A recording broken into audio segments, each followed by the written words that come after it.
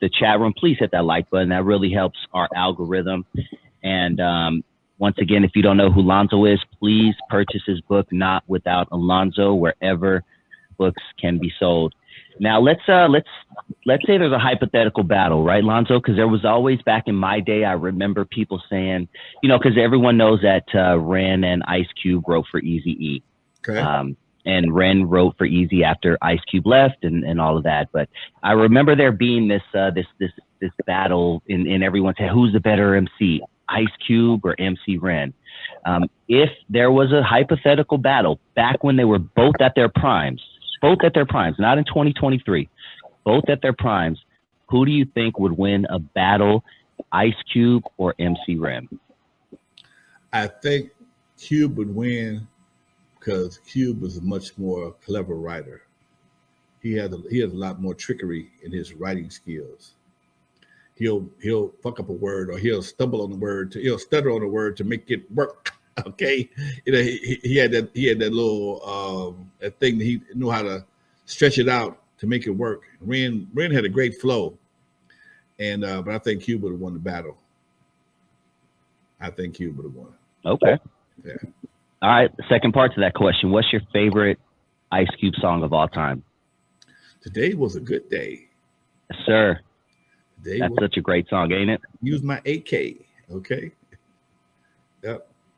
Because that whole album, anyone who knows that album, and I really love that album, by the way, that whole album was very, because it was during the riots and it was during the 92, it was right kind of after, in between that whole thing.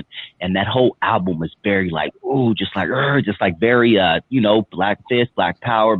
And then he hit you with Today Was a Good Day. And you're like, damn. And it just stood out. And to this day, literally, homie, that's my Sunday song. On Sundays, nothing but old school West Coast and lowrider oldies gets played in my presence. Nothing else but West Coast and lowrider oldies. That's it.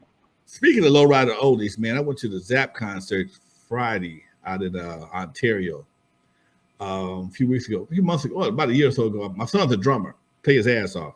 And I came in the house and he was jamming. He was watching the video of Zap. And he was like, man, these boys is bad. Woo, woo, woo, woo, woo. I said, you like Zap? He said, yeah, man. Pops, I watched this dude, Lester, on the drums, blah, blah, blah. I said, I know Lester's a friend of mine. What? So I called Lester up, and sure enough, he got on the phone and talked to my son. And my son was grinning and shit. And he said, man, when we come back to town, bring him down to the show. I got tickets and backstage passes for y'all. I'd love to see you anyway. So usually I'm out of town, but this particular time, last Friday, he was in town and he kept man of his word. I called him up, got us a couple backstage passes, went down there, and man, it was off the fucking chain. It was heavy, mostly Latino acts. No Sieta, Lisa, Bobby, somebody else. I forgot who he was, but the three main acts were Lisa, War, and Zap.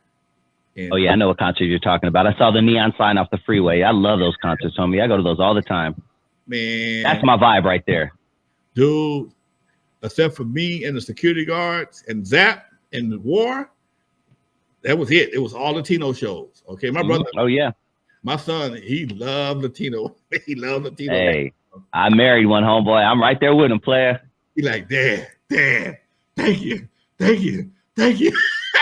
And they are so bad at those lowrider shows. I just went to one a couple weeks ago in El Monte. Man, oh my good. I have to wear my sunglasses because I'm walking with my wife and I'm just seeing hips everywhere, booties. Oh, I love me a Latina, boy. And it was fantastic. We were backstage kicking it, and there was this one lady. She was wearing these jeans, and I don't know whether she had some excellent surgery or she just had some excellent jeans. I'm not sure, but she was so fine. So my son, she about to bust out them tattoos, boy. And it was just a great show, man. I mean, for a group that's playing music that's 40 years old,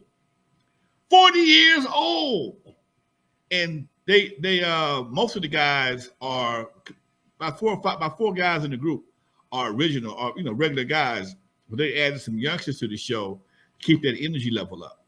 Okay, and dude, it was just one banger after another.